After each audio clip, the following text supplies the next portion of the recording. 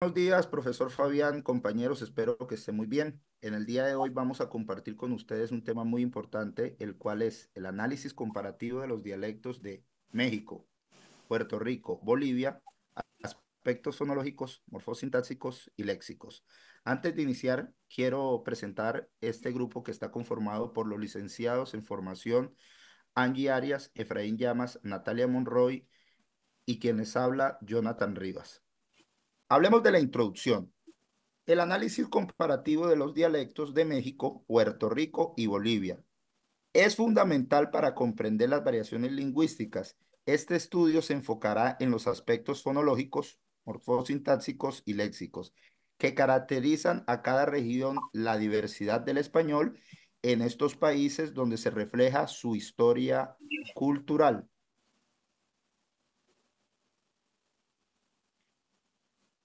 Bueno, los aspectos fonológicos de cada dialecto muestran diferencias notables. Por lo menos en México se observa una pronunciación clara de las consonantes. El aspecto morfosintáctico en México se caracteriza por el uso de diminutivos y formas verbales específicas.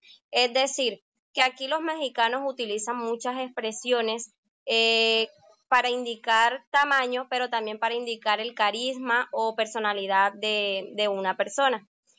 Utilizan sufijos como ito, ita, illo o illa. Por ejemplo, cuando dicen ahorita, poquito o mamacita. Las estructuras oracionales son generalmente flexibles, permitiendo variaciones en el orden de las palabras. Esto refleja una rica interacción cultural y lingüística en el país. Sus estructuras permiten modificar el orden de las palabras sin afectar el significado de la oración. Dentro de esta parte morfosintáctica encontramos el uso del le como partícula enfática. Es decir, que ellos le añaden ese le a cierto verbo para dar énfasis, para darle mayor profundidad. Un ejemplo sería cuando dicen ándale, córrele o píquele. También encontramos que cambian la palabra nada más por no más. Eso se ve cuando dicen no más vine a saludar. Quitan el nada más, es una forma de abreviarlo. También utilizan la palabra ahorita, pero esa se hace con diversos significados temporales, porque cuando dicen ahorita pueden estar refiriéndose a algo que ellos quieren que ocurra ahora mismo o que ocurra en un rato. Por ejemplo, cuando dicen eh, llegué ahora mismo, significa que llegué hace rato o que puede que llegue ahorita. Luego encontramos el uso de luego, luego. Esta expresión la utilizan, perdón, para indicar inmediatez. Un ejemplo de esto sería cuando dicen llegué y luego, luego me fui a dormir. Es decir, que llegó y enseguida se fue a dormir. Dentro de los aspectos léxicos en México, decimos que el mexicano está lleno de modismo y expresiones únicas.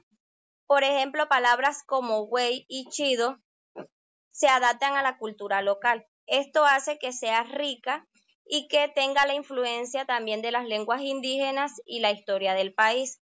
Dentro de estos aspectos léxicos encontramos la influencia del inglés.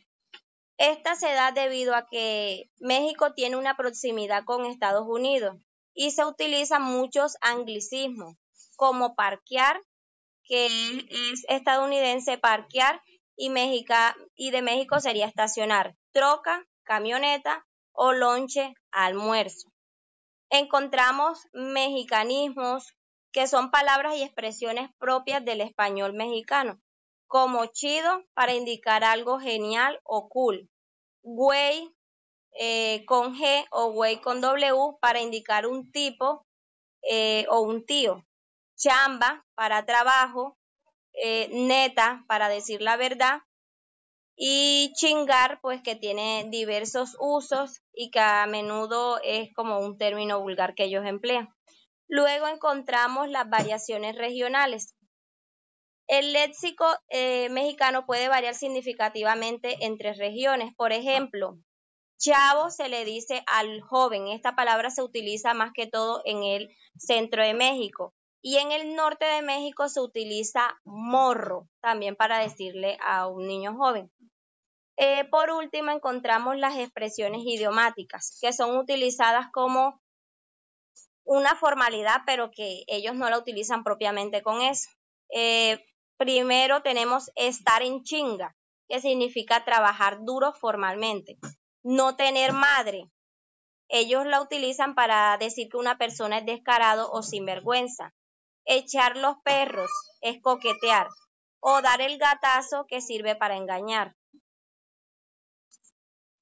Dentro de los aspectos históricos en la formación del dialecto, encontramos como primer punto que esta formación es el resultado de un proceso histórico que lleva varios siglos de trascendencia, dentro de los cuales encontramos el periodo prehispánico, que es un periodo que se dio antes de 1519, y la diversidad lingüística fue uno de sus factores fundamentales, puesto que existían numerosas lenguas indígenas como el náhuatl, era una lengua franca de Mesoamérica. Y luego esta diversidad lingüística estableció el sustrato para muchos préstamos léxicos y de ahí se derivan muchas palabras que se conocen hoy en día. Segundo punto, tenemos la conquista y la colonización española que se dio entre 1519 y 1810. Aquí llegaron los españoles e introdujeron el castellano por parte de los conquistadores y colonizadores. Luego del origen de los colonizadores, que la mayoría provenía del sur, influyeron en la pronunciación del ceseo y el yeísmo. Tenemos luego el periodo virreinal. En este periodo hubo, la forma del lenguaje depende de la estratificación social, porque desarrollaron diferentes registros lingüísticos según la clase social o el origen étnico al que pertenecieran. Se crearon instituciones educativas y la influencia de las lenguas europeas cuando tuvieron contacto con el francés, el italiano y el portugués arraigó mucho en la parte de su comercio y cultura. Luego viene la independencia del siglo XIX, que esta se dio en 1810 y 1910. Ya aquí los mexicanos estaban buscando su identidad nacional. Hubo la revalorización de los elementos lingüísticos, incluyendo sus indigenismos, y la influencia estadounidense creando los primeros anglicismos, especialmente en el norte del país, como mencionaba anteriormente. Y por último, tenemos la Revolución Mexicana del siglo XX, que aquí ya la intensificación de la influencia estadounidense aumentó, especialmente en la cultura popular, dándole una fuerte predominancia a la radio y la televisión para contribuir a la difusión de una variante del español mexicano, saliéndose de ese español estándar.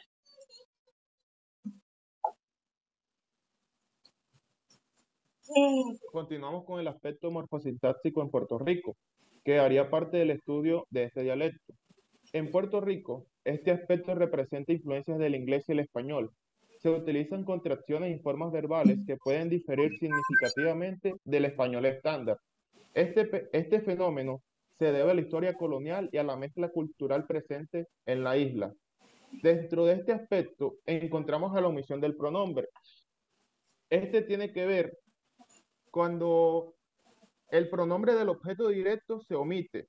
Por ejemplo, y que está mencionado en el video, cuando la muchacha dice, necesito saber si quieres en azul o en brown, en el que se omite el pronombre lo o completamente el traje. Tenemos, por consiguiente, el uso del tú, que en muchos casos de dialectos caribeños se prefiere usar el tú en vez del usteo. En Puerto Rico se usa muy comúnmente. Por ejemplo, te estaba llamando. Continuamos con la redundancia pronominal. Este se tiende a duplicar los pronombres de objeto, especialmente en construcciones enfáticas. Es común decir que a Juan le di el libro de él. O sea, repiten ese pronombre posesivo o pronominal que tiende a causar un daño en la gramática si nos vamos a ideas presépticas. Posposición de posesivos. Es muy común colocar los adjetivos posesivos después del sustantivo. En lugar de decir el carro es mío, perdón, en lugar de decir mi carro, ellos dicen el carro es mío o el carro mío. Continuamos con los aspectos léxicos en Puerto Rico. Dentro de este aspecto, tenemos que Puerto Rico es muy influenciado por el inglés de Estados Unidos.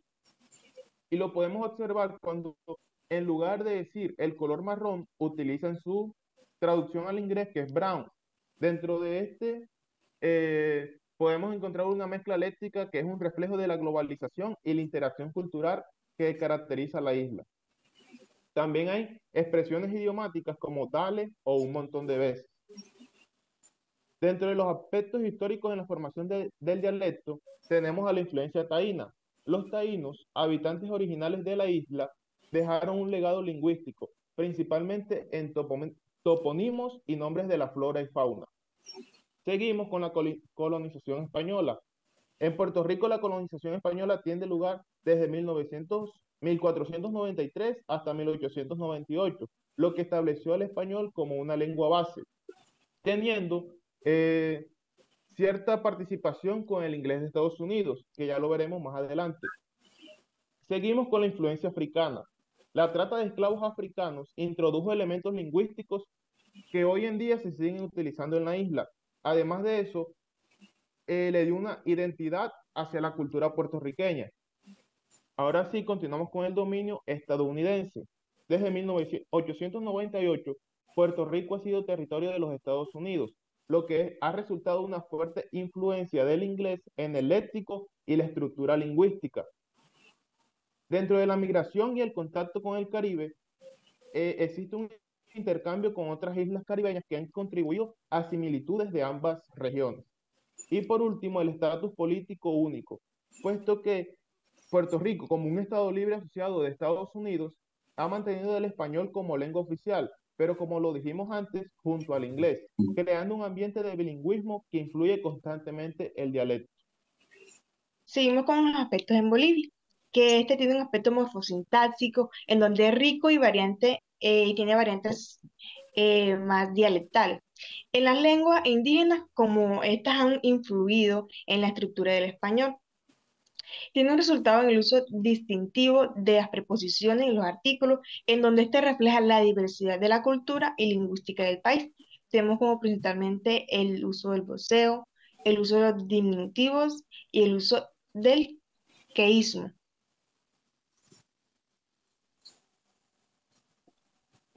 En los aspectos léxicos de Bolivia, este incorpora palabras de la lengua indígena como son el quechua y el aymara. Estos términos como el pacha, que tiene una traducción de significado del mundo, y el nahui, que hace referencia al ojo, son ejemplos que de esta aún siguen una influencia a lo largo del tiempo. Con este fenómeno resalta la diversidad y la cultura que tiene en la lingüística del país. Tenemos como primeramente el regionalismo, que utilizan palabras como pique, pite, que hace referencia a poco, y el changa, que hace referencia a pierna. También tenemos el modismo y las frases hechas, en donde utilizan una expresión que será como hacerse la burra, que es hacerse el desentendido o de alguna obligación. También tenemos las frases hechas, en donde hace referencia como en meter la pata, que es donde cometió un error o hizo algo que era inequívoco. Seguimos con algunos aspectos históricos de la formación del dialecto. Estos tienen una variación de 5 aspectos. Primero, en el periodo precolombino, que este fue en donde hizo la presencia de algunas civilizaciones, tales como el Timacú y el Imperio Inca, en donde esto nos dejó un sustrato lingüístico importante, principalmente en las lenguas aymara y en el quechua. Segundamente, seguimos con la conquista de las civilizaciones españolas en el siglo XVI, que donde introdujo el español, principalmente en variedades meridionales en la península ibérica. Seguimos con la tercer aspecto, que sería el periodo colonial, perdón. Este sucedió entre los siglos XVII y XVIII, que fue en donde hubo la creación de la audiencia de charcas, en donde este influyó en la administración y en la educación, promoviendo así el desarrollo de centros urbanos como lo que es el Potosí, que trajeron diversos grupos lingüísticos. Seguimos con la independencia y la formación de la República. Sucedieron algunos cambios administrativos y educativos que influyeron en la difusión del español, aunque mantuvieron como un régimen las lenguas indígenas, tanto en ellas como en las zonas rurales. Y por último tenemos la Revolución Nacional, que sucedió en el siglo, en el año 1952. En este sucedió que hubieron unas reformas educativas en donde decidieron expandir la alfabetización del español, aunque hicieron una reforma agraria que alteró patrones de inmigración, sin perder el contacto lingüístico. Bueno, finalmente, en razón a todo lo que escuchamos de nuestros compañeros, podemos concluir que debemos hacer un análisis comparativos entre los dialectos de México, Puerto Rico y Bolivia. Dentro de esto podemos ver cómo se revela una rica diversidad lingüística dentro de los aspectos fonológicos, morfosintácticos y léxicos, que son el reflejo de las historias culturales de cada región. En razón o en base a este estudio, se destaca la importancia de preservar y valorar todas estas diferencias.